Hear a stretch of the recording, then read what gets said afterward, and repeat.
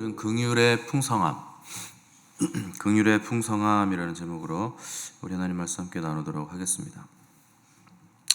어제 우리는 하나님의 은혜에 대해서 먼저 나누면서 은혜란 뭔가 받을 자격이 없는 자에게 주시는 하나님의 선물이다 하는 것, 또 구원론적으로는 진노를 받아야 할 자들에게 베푸시는 하나님의 용서가 은혜다 하는 것을 우리가 나눴습니다.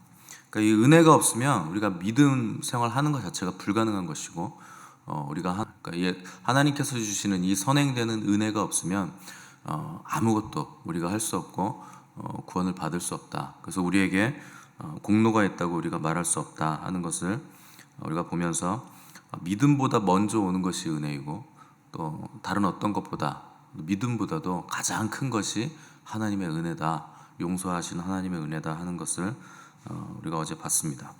그러니까 은혜는 우리가 받고 누리는 모든 것이 다 하나님의 은혜이다, 이렇게 이해하시면 제일 좋고, 또 이런 하나님의 은혜를 안다면 우리가 삶 속에서 어떤 삶을 사는가, 당연히 받은 바 은혜에 우리가 감사하는 삶을 살게 되고, 또 감사하는 삶을 살면서 이 은혜를 나누어주는 통로로서의 삶을 살게 되는데, 그것을 요한은 긍휼이라 하는 단어로 이제 표현을 한 겁니다. 그래서 은혜가 먼저 나오고 그 다음에 긍휼이 지금 뒤따라 나온 것이죠. 이제 구약에서 긍휼이라는 단어의 기원을 보면 라함이라는 단어인데, 이게 원래 뜻은 어머니의 자궁이라는 뜻입니다. 그래서 어머니의 태 이런 뜻이 있죠. 그래서 이사야서 49장에서는 이 라함이라는 긍휼이라는 단어를 젖을 먹는 아기에 대한 어머니의 마음을 긍휼로 표현했고, 긍휼의 마음이다 주로 이렇게 표현을 했고, 아모스서 1장에서는 형제가 형제에게 대하여 기대하는 마음 상태를 긍휼로 표현을 했습니다. 그러니까 같은 자궁, 같은 태에서 나온 형제끼리 서로 간에 가지는 마음의 상태를 긍휼의 마음이다, 이 단어를 쓴 거죠. 신약에 와서는 긍휼을 제일 잘 보여주신 분이 우리 주님이시죠. 특별히 주님이 이제 비유를 통해서 긍휼이란 뭔가 하는 것을 여러 가지 비유로 말씀을 하셨고, 또 가장 특이한 점은 주님께서 공생애를 시작하실 때 제자들을 부르셨는데, 그 제자들을 부르시는 그 제자의 면면을 보면 주님이 얼마나 긍휼하시는 분이신가, 그분이 얼마나 긍휼을 베푸시는가 하는 것을 우리가 알 수가 있죠. 예를 들어서 우리가 제자들 중에서 가장 예수님의 제자답지 않은 사람을 하나 고른다면, 직업적으로 봤을 때 가장 예수님의 제자가 안 될 것 같은 사람을 고른다면 아마 당시로서는 누가 세리를 이렇게 제자 삼았다, 랍비가 세리를 불러서 제자 삼았다, 이거 굉장히 충격적인 일이죠. 꽤나 충격적인 일입니다.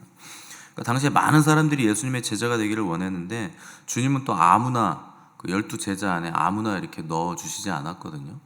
수백 명, 많게는 1000명 가까운 제자가 있으셨을 텐데, 같이 다니는 그 12명의 제자 그룹에는 아무나 넣지 않으셨습니다. 근데 마태를 그 12 제자 안에 넣으셨다 하는 것을 보면 굉장히 이건 충격적이죠. 그리고 제자로 부르실 때도 그냥 세관에 앉아있는 마태에게 심플하게 그냥 나를 따르라, 이 말씀을 하셨어요. 한마디만 던졌습니다. 예수님을 향해서 헌신하겠다는 사람 굉장히 많았는데 마태는 그런 헌신이나 다짐이나 고백이 없었던 제자입니다. 그냥 앉아있다가 예수님이 야, 너 나 따라와 그래가지고 그냥 따라간 제자예요.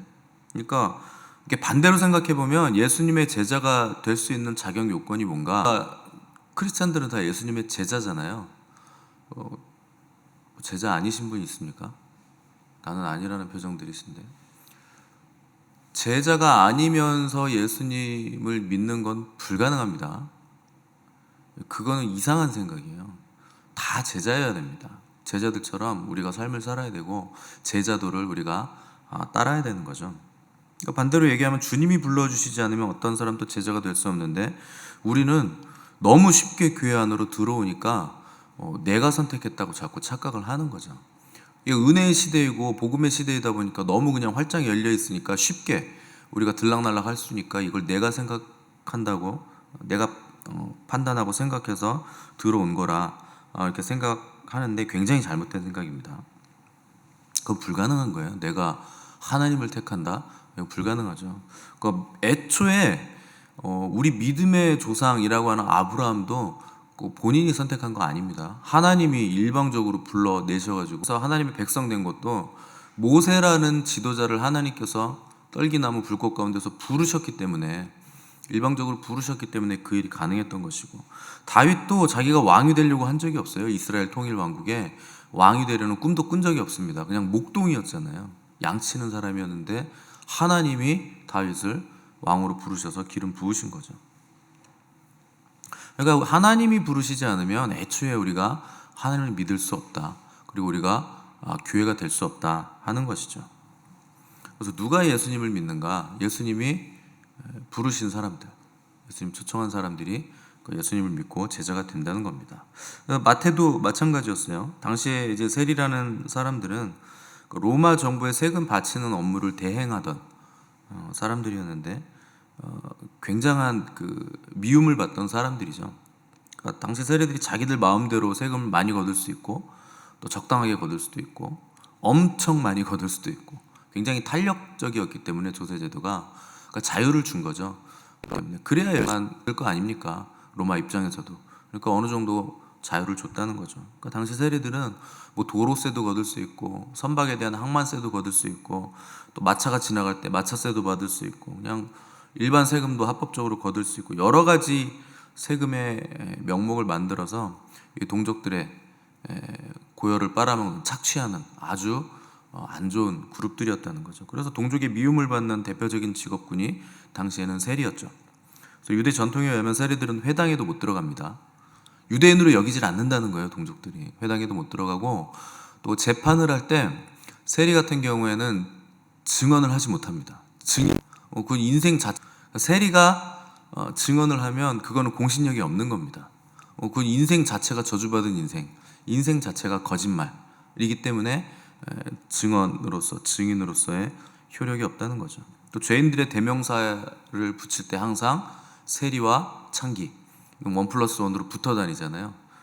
그냥 세트로 묶이는 그룹에 들어가 있을 정도로 대놓고 죄인 취급을 받는 사람들, 이 정도로 무시와 모멸을 받는 사람들, 정죄를 받는 사람들을 주님께서 친히 지목하여 부르셔서, 그러니까 마태라는 사람이 세리지만 사실은 주님은 세리와 창기라는 죄인 그룹 대표성을 가지고 그를 부르셔서 주님께서 의인을 부르러 오시지 않고 죄인을 부르러 오셨다 하는 것을 친히 보여주신 거죠. 그러니까 제자들을 부르시는 그 모습만 보더라도 주님의 긍휼이 얼마나 크게 우리에게 집에 가서 신방을 하셨는데 그때 또 같이 음식을 잡수시고 그때 마태의 다른 세리 친구들을 다 불러 모으세요. 여기 주님의 긍휼하심을 여기서 보여주는 거죠. 가장 천대받고 가장 정죄받던 사람들을 주님께서 다 불러 모으셔서 거기서 한 자리에서 함께 먹고 마시고 웃고 떠들면서 이게 천국 잔치 같은 자리였겠습니까? 근데 이런 장면들을 보면서 또 심기가 불편하신 분들이 있죠. 바리새인들. 그런 주님의 모습을 보면서 제자들에게 비난을 하죠. 너희 선생은 어떻게 세리들과 함께 밥을 먹냐? 저게 가당키나 한 일이냐? 이런 식으로 비난을 했죠. 그러니까 주님이 그 비난을 아시고 대답을 하시기를 너희는 가서 내가 긍휼을 원하고 제사를 원하는 게 아니라는 뜻이 무엇인지 좀 배워와라. 너희 선생들에게 가서 좀 배워라. 너희들 말씀 맡은 자들 아니냐? 좀 배워라. 이렇게 받아치시죠. 그 이제 호세아서 6장 6절 말씀인데 하나님 아는 것을 원한다. 이렇게 말씀하셨습니다. 그러니까 뭐 수많은 짐승들 동물의 피를 흘리시기를 즐겨하시는 분이 아니라 그런 제사 제도를 만들 수밖에 없었던 하나님의 마음은 도대체 뭔가 하는 것을 좀 알기를 원하신다는 거죠. 인애와 긍휼을 원하신다. 그러니까 구원이라는 것 자체가 인애와 긍휼이죠. 구원이란 건 죄인에게 긍휼을 베푸시는 거잖아요. 다 죽어 마땅한데 다 하나님의 진노를 받아서 지옥으로 떨어져야 마땅한데 하나님이 긍휼을 베푸셔서 살 길을 열어놓으셨다. 이게 구원의 사실 핵심 아닙니까? 그러니까 그 하나님의 마음을 너희는 좀 알아라. 짐승 천천만만 잡아가지고 강물처럼 짐승의 피를 흘린다 한들 하나님이 그걸 기뻐하시겠냐? 하나님은 짐승 죽는 것도 기뻐하시지 않는데 왜 그렇게까지 하시는가 하는 것을 좀 알라는 거죠. 그 마태복음 9장 36절에서 주님은 무리를 보시고 불쌍히 여기시니 그들이 주님께서 유대인들 백성들을 보면서 굉장히 긍휼한 마음을 가지셨고 불쌍히 여기셨다 하는 것이죠. 그 당시 이제 로마가 유대를 이제 지배하고 있었던 시대이기도 했고, 또 사회적으로 계층 간의 갈등이 굉장히 극심했고, 또 극단주의자들이 판을 치던 시대였고, 정치 부패했고, 종교까지도 완전히 부패했던 시대. 대제사장이 2명이 있던 이상한 시대가 바로 예수님이 계시던 살던 시대였죠. 한마디로 혼돈의 시대였고 방황의 시대였다. 그때 예수님은 무리를 보시고 민망히 여기셨다는 겁니다. 왜 민망히 여기셨는가? 그들이 긍휼히 여기셨다. 자, 목자 없는 양이란 건 뭡니까? 지도자가 없다는 거예요. 따를 만한 지도자도 없고 돌보아주는 지도자도 없다. 그 의리의리한 예루살렘 성전도, 헤롯 성전도 있었고, 또 그 제사를 돕는 제사장들도 있었고, 그 번쩍거리는 그 금실로 치장하고 보석 박힌 에봇을 입은 대제사장도 있긴 있었는데, 또 바리새인들도 있었고 서기관들도 있었고 아주 종교적인 사두개인들도 있었고 많았는데, 주님은 지도자가 아무도 없다라고 평가를 내리셨다는 거죠. 양들은 많은데 목자가 없구나. 추수할 곡식은 너무 많은데 추수할 일꾼은 없구나 하는 것이 주님의 긍휼에, 또 주님의 그 탄식하심에, 또 불쌍히 여기심의 내용이었다는 거죠. 추수는 추수의 때가 있지 않습니까? 그 시간이 지나면은 이제 추수가 늦어버리니까 안 되잖아요. 일찍 해도 안 되고 또 늦게 해도 안 되는 것이 추수죠. 그래서 정확히 추수는, 그래서 하나님 우리 교회 이렇게 자꾸 하시겠다고 하시는 거예요. 추수의 때이고 너희들이 추수를 해야 된다 하는 것이죠. 왜 우리가 추수를 해야 됩니까? 추수할 일꾼이 없으니까요. 없어요. 늦고 찾아봐도 없으니까 주님이 너희들이 좀 해다오 부탁하시는 거예요.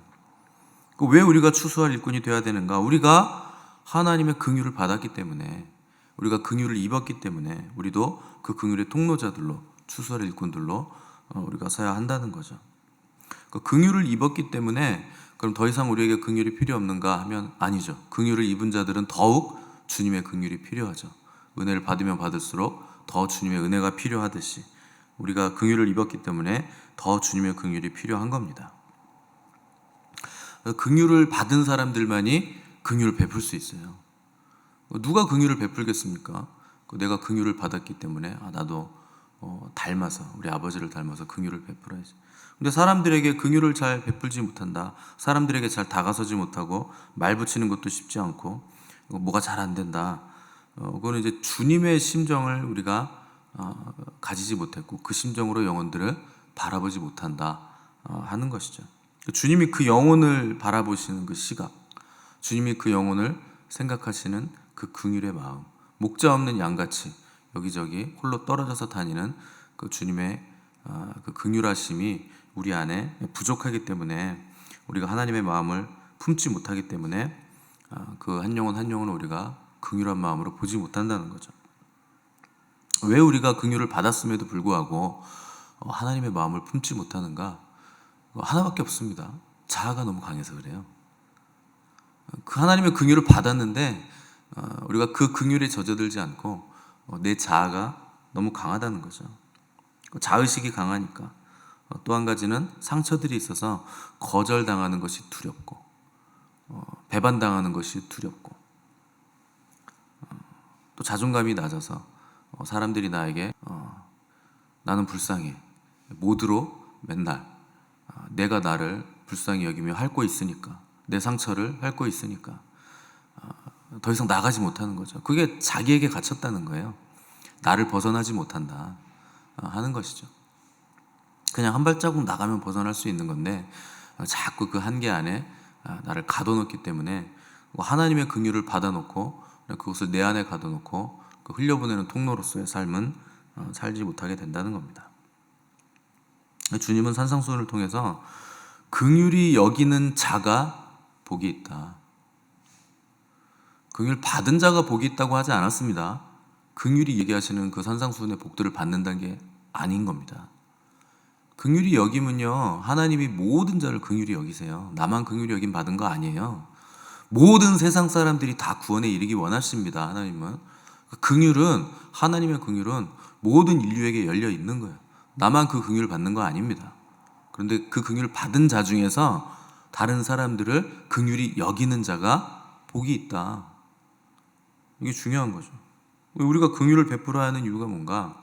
뭐 여러 가지가 있겠지만 일단 예수님의 비유들을 들어보면 우리가 1만 달란트 빚진 자들이기 때문에, 긍휼을 받은 자들이기 때문에 우리가 다른 이들을 긍휼히 여겨야 된다. 우리가 나에게 작은 빚 1만 달란트 16만 년 동안 매일 내가 오늘 번 돈을 갚아야 되는 그 정도, 그 천문학적인 액수예요. 못 갚는다는 얘기입니다. 근데 그걸 탕감받았으니 나에게 뭐 100만 원, 200만 원 이 정도 빚진 거 얼마든지 탕감해 줄 수 있지 않냐. 나에게 상처 주는 사람들, 나 힘들게 하는 사람들, 내가 받은 긍휼에 비하면 조족지혈 아닙니까? 그거 얼마든지 그거 긍휼을 제대로 받았다면, 은혜를 헛되이 받지 않았다면 얼마든지 그럴 수 있다 하는 것이기 때문에 우리가 다른 이들을 긍휼히 여길 수 있어야 된다는 거죠. 마땅하기 때문에 그렇다는 겁니다. 또 한 가지는 긍휼에는 상이 있어요. 보상이. 긍휼히 여기는 자에게 복이 있다 그러잖아요. 그래서 심판 때 양들에게 주님이 너희가 내가 배고플 때 밥 줬고 목마를 때 마시게 했고 긍휼을 베풀었다. 그래서 창세로부터 예비된 아버지의 나라에 들어가라. 그게 무슨 얘기입니까?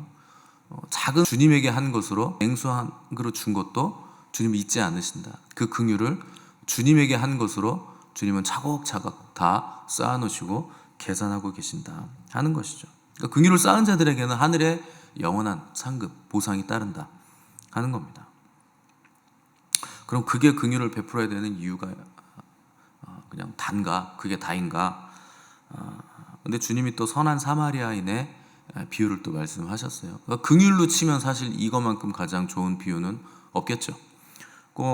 긍휼의 모델인데 선한 사마리아인이 강도 만난 자에게 베푼 긍휼은 어떤 보상의 개념이거나 뭔가 받아서 내가 갚아야지 하는 개념 자체가 없어요. 그가 베푼 긍휼은 긍휼 자체로서의 그냥 긍휼입니다. 긍휼한 마음이 있는 거예요. 주님처럼 주님이 유리하는 유대 백성들을 보시면서 목자 없는 양같이 유리하는 것을 너무 그걸 보니까 불쌍히 여기시는 마음이 그냥 막 일어나는 거죠. 그리고 선한 사마리아인이 그 마음을 가졌다는 겁니다. 그래서 긍휼 자체로서의 긍휼을 가지고 그에게 긍휼을 베풀었다는 거죠. 그래서 아무 이유도 없고 그를 돕고 치료하고 여관에 데려다 놓고 자기가 돈을 지불하고 혹시 모자르면 내가 돌아오면서 주겠다. 그리고 이 사람 치료하는 데 들어가는 비용 미리 주고 뭐 이런 식으로 그냥 긍휼을 베푸는 거예요. 긍휼 자체의 긍휼이라는 거죠. 마치 하나님께서 우리가 뭘 한 것이 아무것도 없는데 일방적으로 우리에게 긍휼을 베푸셔서 우리를 구원해 주시는 것 같은 그 긍휼을 선한 사마리아인은 베풀었다는 겁니다. 이것이 우리가 베풀어야 할 긍휼의 가장 아름다운 모습이고 이건 하나님의 긍휼을 경험한 사람만이 베풀 수 있는 긍휼의 모습이라는 거죠. 이런 긍휼을 우리가 어떻게 가질 수 있는가? 죄인된 우리가 어떻게 아버지 하나님께서 베푸시는 것 같은 긍휼 그대로의 긍휼을 우리가 때문에 그런 거예요. 그래서 이렇게 긍휼 그대로의 긍휼을 베푸는 자들에게는 또 보상이 있어요. 놀랍게도 이건 정말 엄청난 보상입니다. 어떤 보상이 따르는가? 하나님 아버지를 닮게 돼요. 하나님 아버지가 베푸신 긍휼을 우리가 받아서 그 긍휼 그대로의 긍휼을 우리가 베풀 수 있는 사람들은 하나님 아버지의 마음을 알게 되고 그 마음을 아는 것을 넘어서 아버지 하나님의 마음을 담게 되는 자리까지, 그리고 하나님 아버지의 마음을 이해하는 더 깊은 차원의 이해에 이르게 되는 그 자리까지 우리가 나아갈 수 있게 된다는 겁니다. 이게 놀라운 보상이죠. 어떻게 우리 같은 사람들이 하나님의 마음을 알까요? 우리가 하나님 아버지의 자녀가 됐으니까요. 자녀란 뭡니까? 부모를 닮는 거잖아요. 부모를 닮은 존재. 그렇게 바뀌었다는 거예요. 그래서 우리가 긍휼 그대로의 긍휼을 베풀면 아버지 하나님의 마음을 더욱더 우리가 깨달아 알아갈 수 있고, 또 그 마음을 우리가 터치할 수 있고, 만질 수 있고, 실감날 수 있고, 실감할 수 있고, 우리도 하나님 아버지를 닮은 그런 삶을 살아갈 수 있게 된다는 겁니다. 그래서 창세 이래로 하나님의 긍휼은 한 번도 멈춘 적이 없습니다. 그래서 우리를 향한 그분의 긍휼은 여전히 우리를 버리지 않죠. 그래서 예레미야는 이 긍휼에 대해서 여호와의 인자와 긍휼이 무궁하심으로 우리가 진멸되지 아니함이니이다. 이것이 아침마다 새로우니 주의 성실하심이 크도소이다. 이렇게 노래를 했습니다. 이게 예레미야 애가에서 나오는 노래잖아요. 애가가 뭡니까? 슬픈 노래라는 뜻인데, 당시 이스라엘이 이제 바벨론에 멸망했을 때 예레미야가 이런 노래를 불렀다는 거예요. 여호와의 인자와 긍휼이 무궁하심으로 우리가 진멸되지 아니함이니이다. 이것이 아침마다 새로우니 주의 성실하심이 크도소이다. 이거 완전히 상황하고 반대되는 노래를 하고 있잖아요. 멸망했는데요, 이스라엘이. 눈물의 선지자 예레미야 아닙니까? 얼마나 많이 울었겠어요. 이스라엘 나라, 하나님의 왕국이라는 이스라엘이 망하다니 도대체 이게 어떻게 된 것인가 하면서 얼마나 많이 애통해하며 울었을 텐데, 예레미야는 깨달았다는 거죠. 나라가 망한 것이 하나님의 긍휼하심을 베푼 것이구나. 우리를 향한 하나님의 놀라운 긍휼하심이구나. 아침마다 이것을 새롭게 깨닫고, 이것이 너무나 아침마다 새로운 주님의 긍휼하심입니다. 하나님께서 우리에게 매를 드실 때 이것이 얼마나 하나님의 긍휼하심인가, 우리를 향한 하나님의 마음이 얼마나 애달프시고 얼마나 안타까우시고, 옳은 길로 돌이키게 하기 위해서 하나님의 이름이 땅에 떨어지는, 하나님의 이름이 먹칠을 당하는 거기까지 하나님이 가실 수 있다는 것, 이것이 얼마나 하나님의 깊은 사랑이고 자비하심이고 긍휼하심인가. 아침마다 예레미야는 이것을 새롭게 날마다 깨달아 갔다는 것이죠. 그래서 성도란 누군가, 모든 사람들이 야 이건 절망이다, 더 이상 뭐 없다, 끝이다, 이젠 끝이다, 이제 소망이고 뭐고 아무것도 없다, 다 끝났다 하는 그 순간에도 하나님을 노래할 수 있는 사람들이고 하나님을 예배할 수 있는 사람들이다. 그것이 성도라는 사람들이고 그것이 그리스도인입니다. 왜냐하면 여호와의 인자와 긍휼하심은 무궁하시기 때문에, 우리가 다 알 수 없는, 다 깨달을 수 없는 그분의 긍휼하심이 오늘도 우리에게 흘려보내지고 있기 때문에 우리는 여전히 아침마다 새로우신 하나님의 긍휼하심을 노래하며 예배하며 하나님 앞에 나아갈 수 있다는 겁니다. 이 하나님의 긍휼이 끝이 없기 때문에 우리가 긍휼을 베풀 수 있다 하는 것을 여러분 담아내시기 바랍니다. 그리고 저녁마다 오늘 하루 동안 우리는 그분의 긍휼에 대해서 감사하시는 복된 성도들 되시기를 바랍니다. 우리는 그분의 긍휼하심 때문에 살 수 있고, 그분의 긍휼하심 때문에 기다릴 수 있고, 그분의 긍휼하심 때문에 우리는 새로운 피조물로 계속 변화되는 겁니다. 이 놀라운 긍휼의 삶, 긍휼을 받고 긍휼을 베푸는 삶 가운데서 가장 중요한 것, 하나님 아버지의 마음을 알고 하나님 아버지의 마음을 닮아가는 저와 여러분 되시기를 간절히 바랍니다.